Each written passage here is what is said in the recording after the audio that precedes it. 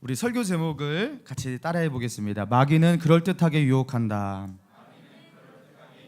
다시 한번, 마귀는 그럴듯하게 유혹한다. 네, 마귀는 그럴듯하게 유혹한다라는 제목으로 같이 우리 본문의 말씀을 중심으로 하나님의 은혜를 나누기 원합니다. 추석 명절 우리 고향 또 우리 부모님, 형제님, 형제들 잘 이렇게 만나고 오셨습니까? 제가 이렇게 새벽 기도를 3일 이렇게 쉬면서 또 이렇게 집안 식구들을 이렇게 만나고 이렇게 하니까요. 참 부모님 뵙고 참 너무 가슴이 좋지만 교회를 딱 오니까 이게 고향 온 느낌이 들더라고요. 여러분 주일날 우리가 만나는 영적인 형제와 자매들 또 영적인 이런 관계들이 참으로 우리에게 소중한 하나님의 축복인 줄 믿습니다. 네, 여러분 요새 과대 포장이 참 심각하다고 합니다. 그래서 한 언론사에서 과대 포장의 실태를 조사하면서 마트에서 파는 그 비스킷류의 박스로 이렇게 네모난 박스로 된 그 비스킷류 그 포장된 과자들 7개를 샀어요. 그리고 그것을 다 뜯어갖고 포장물을 다 뜯어갖고 한 군데다가 넣어봤습니다. 근데 7가지의 그 비스킷의 과자 내용물이 하나의 그 포장지에 충분히 들어가고 남는 그것이 보여졌어요. 그러니까 이게 실제로는 7배나 부풀려 있는 포장지인 것이에요. 그러면서 과대 포장의 실태를 지적하고 있었습니다. 여러분 그런데 이렇게 언론사에서 또 소비자들이 이 과대 포장 이거 심각하다, 이게 자원 낭비다, 그리고 이거는 기만하는 것이다 그렇게 말함에도 불구하고 여전히 포장지는 나날이 커져가고 있다는 거 여러분 아십니까? 과자 봉지는 늘 계속해서 커지고 있죠. 그죠? 옛날보다 더 커졌어요. 지금은 질소도 더 많이 넣고요. 그리고 이번 추석 명절 때 여러분 선물 박스 보시면 알겠지만 박스는 나날이 더 커져가고 있습니다. 옛날에는요 사과를 그렇게 귀한 배를 모시듯이 그렇게 놓지 않았어요. 절대로. 그죠? 사과는 보통 괴짝에다가 놓고 드리는 게 보통 사과를 그렇게 했다고. 요새는 사과를요 그죠? 아주 하나하나 이렇게 정성 들여서 이렇게 놓잖아요. 그죠? 여러분 이거 시간 지나면요 이제는 제주 감귤도 하나하나 이렇게 포장해서 그런 일이 있고 나중에는 방울토마토도 하나하나 하는 일이 있을지도 몰라요. 왜냐하면 왜 이렇게 포장에 열을 올리고 이렇게 보여지게 그럴듯하게 이렇게 사람들에게 보여서 그렇게 파냐? 여러분 사람은요 그게 과대 포장이라는 걸 알아요. 그죠? 이게 포장지가 꽤 이렇게 그럴듯하게 보여서 이렇게 보인다라는 걸 알아요. 그러나 그럼에도 불구하고 알고서 속는 게 바로 우리들이라는 거예요. 눈에 그럴듯하게 보이면요 사람은 그냥 그렇게 넘어갑니다. 안에는 실제로 부실해도 밖이 그럴듯해 보이면 알고도 속는 게 바로 우리의 모습이라는 거예요. 여러분 영적으로도 이런 원리가 통해요. 사탄은 우리가 이렇게 나약하다는 걸 알기 때문에 우리에게 다가올 때요 우리에게 썩은 독사과, 그렇죠? 눈에 딱 봐도 이거는 먹으면 죽는 사과야, 시커멓게 변한 그런 사과를 내밀면서 이거 먹어봐 하면서 그렇게 우리에게 내밀지 않는다라는 거예요. 누가 봐도 죽을 것 같잖아요. 사탄은 어떤 모양으로 우리에게 그 죽음의 사과를 내밉니까? 먹음직도 하고 보암직도 하고 지혜롭게 할 만큼 탐스러운, 실제로는 먹으면 죽지만 그죠? 독사과이지만 그것을 먹으면 꼭 살 것 같은 그런 포장을 가지고서 우리에게 다가와서 우리 삶 가운데 내민다라는 거예요. 이거 먹어보라고. 겉으로 볼 때는 그 죽음을 눈치챌 수가 없는, 그 속에 있는 영적인 어떤 덫을 헤아릴 수 없는 그런 모습으로 우리에게 다가와서 우리로 하여금 결국에 그것을 먹게 만든다라는 거예요. 그 사람은요 그럴듯하게 만든 이 사탄의 이 제안에 많은 경우 속아 넘어가게 되는 겁니다. 여러분 그 일례가 무엇이냐면, 여러분 재정적으로는 사탄이 어떻게 우리를 유혹하는 줄 알아요? 너 11조 드리지 마, 돈 아깝잖아. 야 그거 뭐 감사헌금 뭐하러 드려? 교회에다가 굳이 그렇게 헌금을 많이 드릴 필요 없어. 그거 율법적인 거 아니야? 그냥 네가 하나님을 예배하면 되는 거 아니야? 여러분 이렇게 하면 누가 봐도 사탄 같잖아요. 그렇죠? 11조 하지 마. 이러면 사탄 같잖아요. 그러니까 사탄은요 되게 이런 식으로 하지 않아요. 야, 너 11조 했잖아. 네가 할 만큼 주님을 위해서 그렇게 헌신도 했고 네 의무를 드렸잖아. 근데 나머지 네가 네 마음대로 쓴다는데 뭐? 나머지 너를 위해서 엔조이 한다는데 그게 왜? 어때서? 이렇게 한다는 거예요. 여러분 그럴 때 보이죠? 할 것 했잖아. 나머지는 너를 위해서 쓰면 되겠잖아. 그리고 또 어떻게 합니까? 너 주일 성수하지 마. 주일날 예배 뭐하러 드려? 이러면 사탄 같잖아요. 그럼 어떻게 유혹합니까? 야, 너 주일 예배 드렸잖아.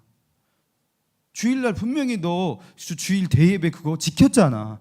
그러면 이제 나머지 시간은 너를 위해서 쓰는데 뭐? 네 시간 네 마음대로 너의 즐거움을 위해서 좀 써도 돼. 상관없어. 월요일부터 주일 저녁부터 시작되는 너의 자유시간 너를 위해서 엔조이해. 그럴듯하죠? 여러분 술도 마찬가지예요. 야, 너 술 좋아서 마시는 거 아니잖아. 어쩔 수 없어서 마시는 거잖아. 야, 사회생활 하면서 이거 안 마시면 네가 할 수가 없잖아. 어쩔 수가 없는 거잖아. 너 실은 너 좋아하는 거 아니잖아 하면서 그래 어쩔 수가 없는 거야 하면서 그러나 주님은 너의 마음 아셔. 그럴듯해 보이죠? 여러분 이런 식으로 유혹합니다. 그런데 이 유혹이 그럴듯해 보이는 이 사탄의 유혹이 넙죽 받아먹잖아요. 그러면요 이상하게도 우리 영혼이 침체되기 시작해요. 우리 영적인 힘이 조금씩 갉아먹히는데 그것을 알아채지 못하고 결국에 우리는 침륜에 빠지게 되는 거예요. 여러분 11조를 드렸어요. 그러면은 성도로서 내가 할 의무를 지켰다. 나머지 내 마음대로 내가 한다는데 뭐가 문제야? 여러분 이거 맞아요? 그건 내 거야. 맞습니까? 여러분 주일날 내가 예배를 드렸어요. 그럼 예배 드리고 난 뒤에 그 이후의 시간들은 나의 시간 내 마음대로 산다는데 그게 뭐 하나님께 드릴 시간은 드렸잖아. 여러분 이게 과연 맞나요? 여러분 직장에서의 술 문제 여러분 과연 어쩔 수 없어서 정말 마시는 게 맞나요? 정말 주님 앞에서 양심에 손을 얹고 그렇죠? 정말 그게 극복할 수 없는 문제가 정말 맞나요? 여러분 이거 정말로 하나님 앞에 깨어서서 성령의 음성을 들으면요 쉽게 대답할 수가 없어요. 사탄은 죄를 짓자고 유혹하면서 야 사기쳐 남의 것을 빼앗아 너의 인생 낭비하고 즐겨 이렇게 대놓고 말하지 않습니다. 사탄은 그럴듯한 나름의 경건의 포장지를 가지고 우리에게 들이밉니다. 너 믿음의 사람이잖아. 네가 할 것 했잖아. 그러면서 사탄인 것 같지 않게 그렇죠? 이게 죄의 유혹이 아닌 것처럼 그렇게 우리에게 포장지를 씌워서 우리에게 들이밀어요. 여러분 이때 우리가 이 유혹을 어떻게 견뎌내고 물리칠 수 있습니까? 여러분 우리의 힘으로 할 수 없어요. 여러분 우리 주 예수님께서 어떻게 이 유혹들을 이겨냈는지 우리가 오늘 본문을 보면서 우리가 살펴보았으면 좋겠어요. 자 1절과 2절을 같이 한번 읽어볼까요? 1절 2절 시작. 그때 예수께서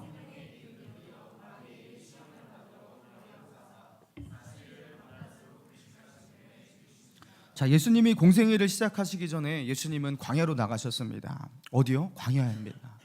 광야에서 40일을 금식하면서 기도하셨어요. 여러분 40일을 금식하면서 먹지도 않았으니 예수님이 육체를 가지고 계신 분이신데 여러분 우리와 똑같은 고통과 그 굶주림의 그 고통을 느끼셨을 거예요. 여러분 40일 금식 기도하신 분 여러분 육안으로 본 적 계십니까? 저 봤어요. 40일을 사람이 먹지를 않으면 사람이 어떻게 되냐면요 정말로 몸무게가 정확하게 진짜 반으로 줍니다. 심지어 근육도 다 소실이 되고요 머리에도 근육이 살이 있다는 거 여러분 아십니까? 진짜 머리 크기가 한 3분의 2 정도로 줄어들어요. 그러니까 모든 살이 다 빠져버리는 거예요. 모든 것들을 다 태우는 거예요. 여러분 그러니 얼마나 이게 큰 고통이겠어요. 예수님께서 그 40일의 금식 기도 시간을 중간이 아니라 끝내셨어요. 여러분 하나님 앞에 드리기로 약속한 그 예수님께서 이렇게 작정하셨겠죠. 그 40일의 금식 기도 시간이 끝났다고요.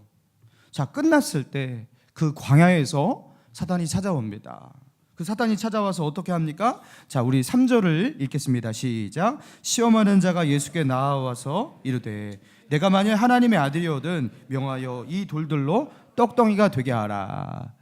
내가 만일 하나님의 아들이거든 이 돌들로 떡덩이가 되게 하라. 사탄은 지금 예수님의 절실한 필요가 뭔지를 알고 있는 거죠.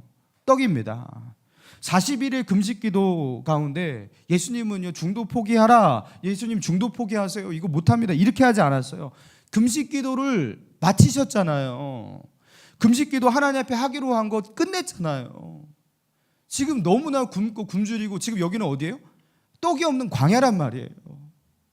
여러분, 그 광야에서요, 먹을 것을 어디서 찾고요? 그리고 먹을 것을 찾기 위해서 언제 마을로 들어갑니까? 지금 상황이 상황이니만큼 40일 금식 기도하면요, 한 발짝 걷는 것도 쉽지가 않아요.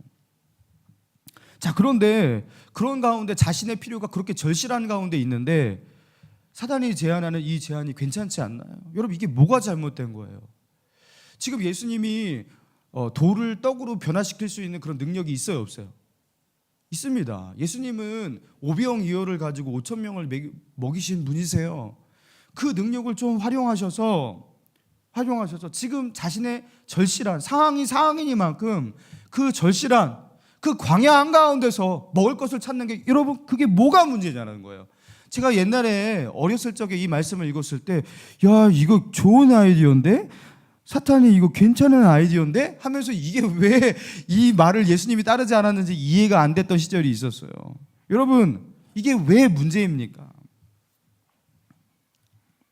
무에서 유를 만드실 수 있는 예수님께서 그 능력 조금 사용하시면 안 되는 거예요?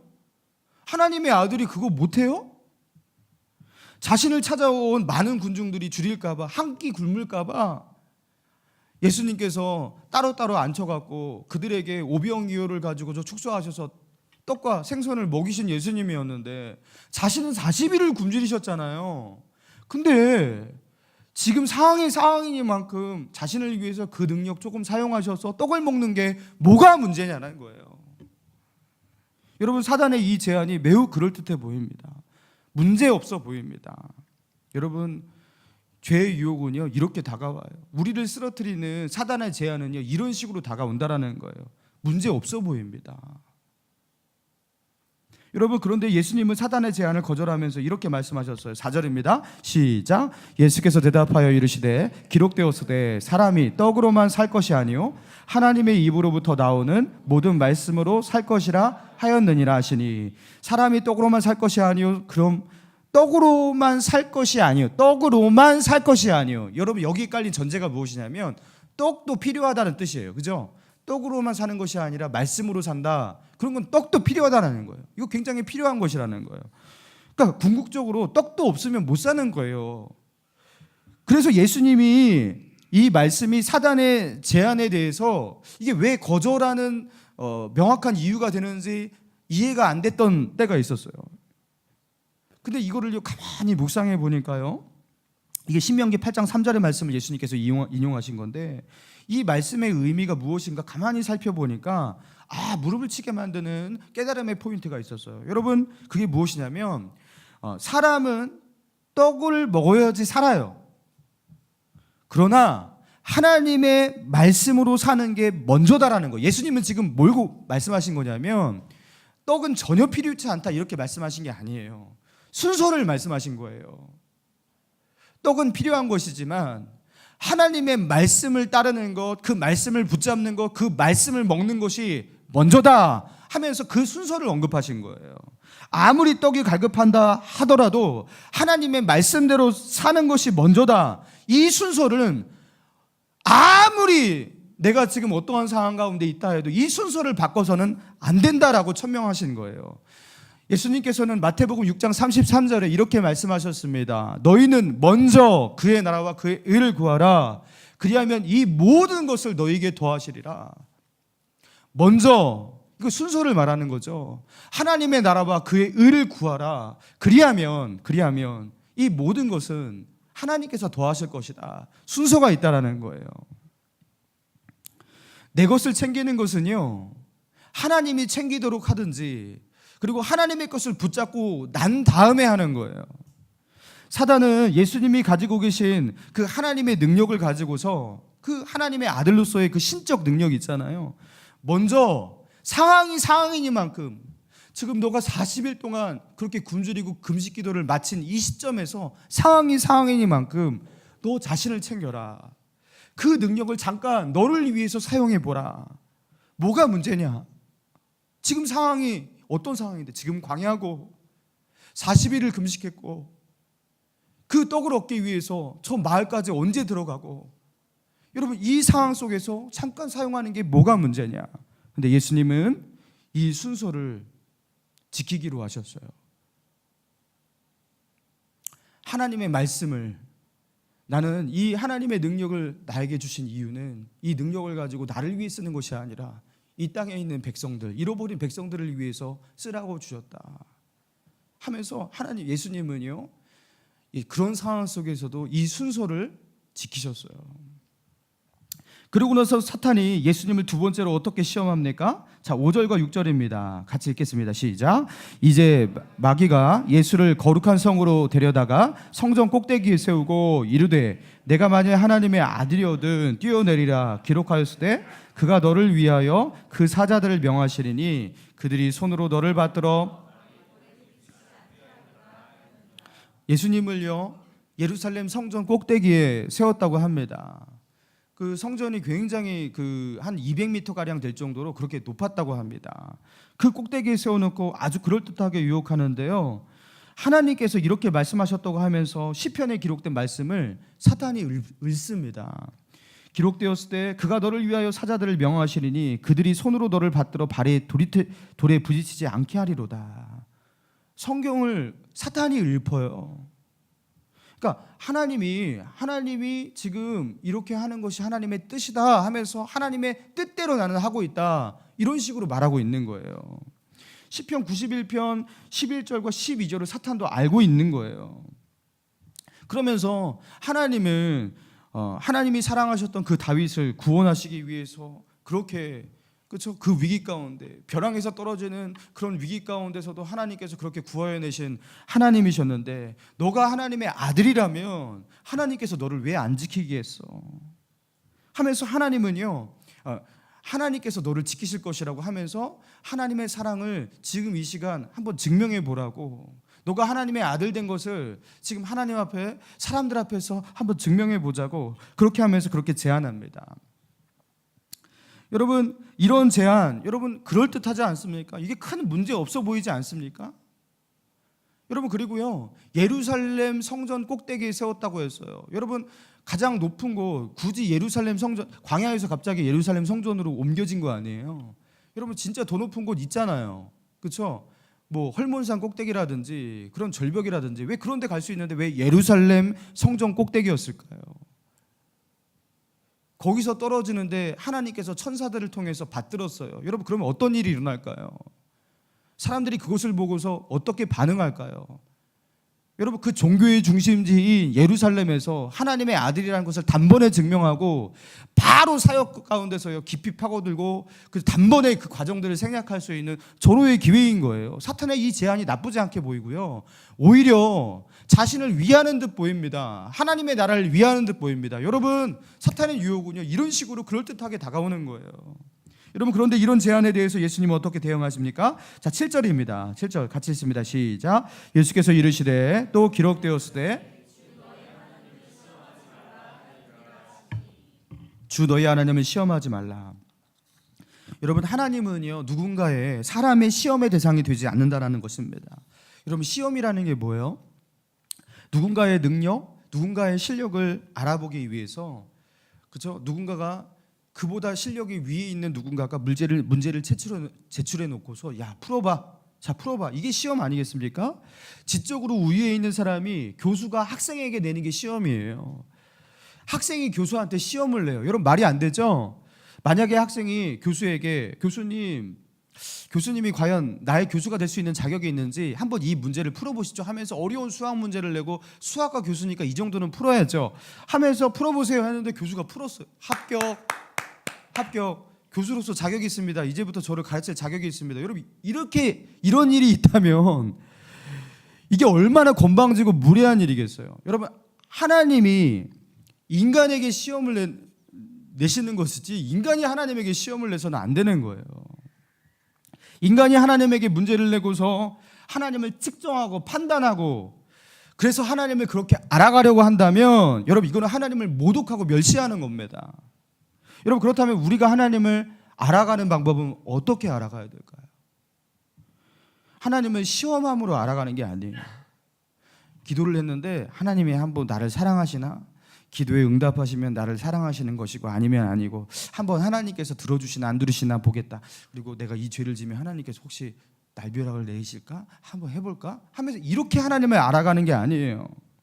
하나님을 이렇게 시험하면서 알아가면 안 되는 거예요. 어떻게 합니까? 하나님을 어떻게 알아가야 됩니까? 하나님은요, 당신 스스로를 이미 성경을 통해서 계시하셨어요. 나는 이런 하나님이다. 그래서 역사의 많은 신앙의 인물들의 성공과 실패를 다루면서 하나님이 어떻게 우리와 만나시는 어떤 인격적인 하나님이신지를 우리에게 보여주셨어요. 그러면서 우리에게 이렇게 제시하면서 어떻게 말씀하시는 거예요? 믿으라는 거예요. 내가 이런 하나님이라는 것을 너는 믿으라는 거예요. 여러분, 믿음의 방법으로 우리가 하나님을 알아가는 거지 하나님을 테스트하고 시험하면서 하나님을 알아가는 게 아닙니다. 자, 그래서 예수님은요, 하나님을 시험해 보라고, 그래서 하나님의 사랑에 대해서 한번 확신해 보라고 그런 사단의 제안, 그럴듯한 제안을 그렇게 물리치셨어요. 자, 세 번째 유혹, 이것까지 다루고 싶었지만 너무 설교 분량이 안 되더라고요. 그래서 이거는 다음 주에 다루기로 했습니다. 자, 이렇게 사탄은요, 그럴듯하게 예수님에게 다가가서 예수님을 유혹하고 넘어뜨리려고 했습니다. 사단이 하는 그 모든 유혹과 그 말이 되어 보였어요. 그렇게 해도 괜찮은 것 같이 보였어요. 그러나 그 속에 감춰진 영적으로 깨어있지 않으면, 말씀과 기도 가운데 하나님의 관계가 살아있는 깨어있는 관계가 아니라면 절대로 넘어설 수 없는, 속아 넘어갈 수밖에 없는 그 영적인 덫이 그 안에 있었다라는 것입니다. 사랑하는 여러분, 여러분이 이런 유혹과 시험을 당할 때 여러분은 어떻게 그것을 이길 수 있겠습니까? 성경에 대해서 영적인 분별력과 성경 공부를 많이 하고 여러 가지에 대해서 미리 고민하신 분들은 이렇게 분별력을 가지고서 이겨내실 수 있는 분도 계실 거예요. 그러나 우리 가운데 많은 분들은요, 그러지 못한 분도 있어요. 아직 모르는 것도 참 많습니다. 여러분, 그럼 우리는요, 어떻게 사탄의 이런 그럴듯한 제안들을 이기고 막아서고 뿌리치고 마귀를 대적하며 살아갈 수가 있겠습니까? 제가 6살 때부터 초등학교 5학년 때까지 살았던 저의 고향과 같은 곳이 화성시 병점 1리라고 안씨들이 사는 안화동이라는 그 안씨의 집창촌이었어요. 그 마을에 제가 살았는데요, 저희 윗집에 제 친구 안치홍이라는 친구가 살았는데 그 집이 젖소 농장을 하는 그 모추업을 하는 곳이었어요. 근데 그 젖소 그 농장으로 들어가는 그 입구 가운데 진돗개 한 마리, 암컷이 한 마리 있었는데 진돗개가 굉장히 덩치가 컸고 너무나 사나웠습니다. 그래갖고요, 그 멀리서 이렇게 지나가도 거기서 죽일 듯이 짖고 막 그러는데, 혹시나 저 목줄을 잡고 있는 저 밧줄이 풀리는 날, 그날 나는 저 진돗개한테 물려 죽는 날이겠구나 하면서 하나님, 제발 저 목줄이 안 풀렸으면 좋겠다 하면서 그렇게 기도를 했던 적이 있었어요. 이 개가요, 얼마나 사나우냐면요, 자기 집안 식구들 중에서도 주인으로 인정하는 사람은 단 한 명이에요. 심지어 그 집의 아들에게조차도 가까이 오면 으르렁대요. 그러면 누구에게만 복종하고 누가 주는 밥만 먹냐면 그 주인 아줌마가 맨날 이렇게 개밥을 해다가 이렇게 먹이잖아요. 그래서 자기에게 밥을 주는 그 한 사람, 주인 아줌마만 주인으로 인정하고 나머지는 주인으로 인정 안 해요. 그래서 혹시나 그 집 아들이 갖다 주잖아요. 뭘 갖다 주잖아요. 안 먹어요. 뒷발로 이렇게 쳐서 밖으로 이렇게 튕겨내요. 안 먹어요.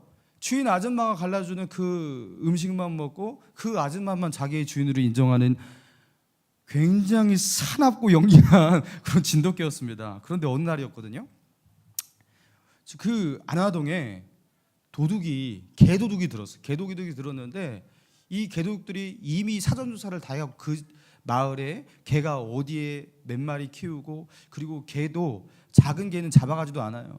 큰 개 값어치가 나가는 큰 개들 있잖아요. 이런 것이 어디 있는지 다 알아다가요. 밤에 그걸 다 잡아간 거예요. 다 잡아갔어요.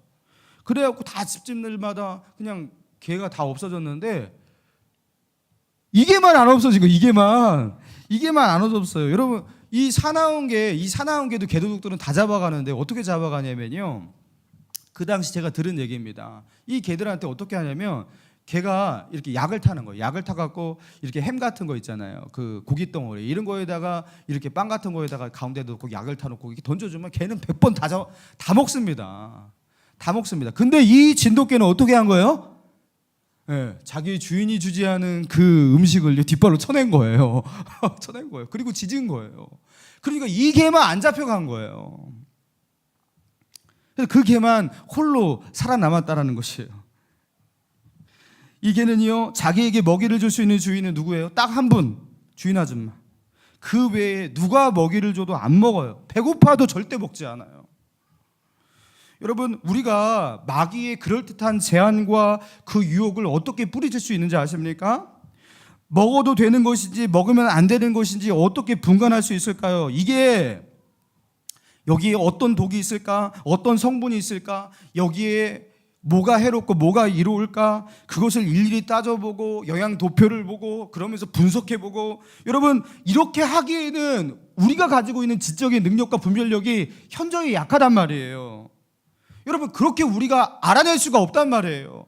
여러분 우리 동현이가 3살짜리 동현이가 야, 이 음식이 어떻게 구성되어 있고 어떤 영양소고 무엇으로 구성되어 있고 그래서 먹어도 이걸 어떻게 판단하는 말이에요. 할 수가 없잖아요. 여러분 그러나 먹어도 되는 것인지 먹으면 안 되는 것인지 어떻게 분별합니까? 엄마가 줬으니까 아빠가 줬으니까 이건 먹어도 되는 거야. 나의 주인님이 주신 음식이니까 이 음식만큼은 내가 믿어도 먹어도 되는 거야. 그러나 다른 주인이 줬다면 이것은 삼켜서는 안 돼. 위험한 거야. 여러분 이게 우리의 분별력이라는 거예요. 여러분 그래서요 이 음식의 출처를 느낄 수 있는 주인의 목소리를 감지할 수 있는 영적인 감각, 여러분 그것이 있으면 우리가 살게 되는 것입니다. 여러분 제가 얼마 전에 들은 이야기인데요. 어떤 그 가정에서 애기 엄마가 아빠와 이혼 소송 중에 있었어요. 그러면서 2살짜리밖에 안 된 그 아이를 누가 양육할 것이냐 이 문제를 두고서 그 몇 개월 동안 엄마 집에 가 있다가 아빠 집에 가 있다가 이렇게 왔다 갔다 하면서 이 아이를 엄마가 품고 잠깐 있었는데 그때 엄마밖에 모르는 아이였는데 이 아이를 아빠 집에 잠깐 맡기고 몇 달 지나니까 이 아이가요 팔을 벌리고 얘야 나다 엄마다 그러니까요 엄마인지를 몰라보더래요.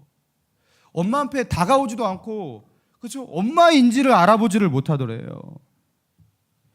여러분 아무리 엄마밖에 모르는 어린아이였다 하더라도요 너무 오랜만에 보잖아요 헷갈리기 시작합니다. 그래갖고요 나중에 자기의 부모인지도 알아보지 못하는 거예요. 여러분 영적으로도 마찬가지예요. 우리가 하나님을 멀리하잖아요. 그리고 하나님의 음성을 매일같이 들으면서 그 음성 속에서 은혜를 얻고 힘을 얻고 그리고 그 속에서 우리가 회개를 하고 그 은혜 가운데 살고서 하나님의 음성 가운데 친밀하게 그렇게 살아가지 않잖아요. 그러면요 어느 순간 내 욕망의 목소리와 하나님이 주시는 목소리가 구분이 되지 않습니다. 이게 어디서 출처로 어디서 나오는 음성인지 분간이 되지 않습니다. 그리고 이 음성이 사단이 주는 음성인데 조금만 목소리 변조하잖아요. 하나님의 음성까지 들리기도 합니다. 그리고 하나님의 인도하심이라고 그렇게 생각하고 철떡까지 믿고 나아가기도 하는 거예요. 이게 바로 뭐냐면 영적인 감각이에요. 이거는요 공부해서 되는 게 아니에요. 여러분 이거는요 하나님과 늘 친밀하게 하나님을 가깝게 모시고 사는 사람들이 가지고 있는 거예요. 여러분 그래서요 이단들이 그렇죠? 또는 안 좋은 영성을 가지고 있는 누군가가 여러분에게 영향력을 끼치기 위해서 다가와서 이렇게 말을 할 때 여러분 우리에게 중요한 게 무엇이냐면요 이상하다라는 이 감각입니다. 이게 분명히 이런 논리 가운데 이건 맞지 않아 그래서 안 돼 우리 목사님 말씀하신 이 부분에서 이게 틀렸어 이렇게 할 정도면 여러분은 교역자예요. 그럴 수 있는 그 논리적인 어떤 신학적인 어떤 배경 이거를 갖춰갖고 성도들이 모든 어떤 안 좋은 곳에 빠져 산다면 여러분 그거는 교역자 수준인 거예요. 여러분 어떻게 해야 돼요? 이상하다. 이거 안 좋은 것 같은데? 이 감각만 있으면 우리는 살아날 수가 있어요. 여러분들 이 감각이 어떤 사람에게 있는 줄 아십니까? 영적으로 하나님과 건강한 관계, 하나님과 친밀함 속에서, 하나님의 말씀 속에서, 그 기도 가운데서 하나님과 건강한 관계를 누리면서 그 은혜 가운데 살고 있는 사람, 그런 사람이 하나님의 음성과 하나님의 음성이 아닌 음성을 구분할 수 있게 되는 거예요. 사랑하는 여러분, 그래서 말씀과 기도 가운데 사셔야 돼요. 하나님을 가까이 하셔야 됩니다. 하나님을 가까이 하기 위해서 발버둥을 하셔야 돼요. 지금 혹시 하나님과 좀 멀어진 느낌 가운데 있지 않습니까?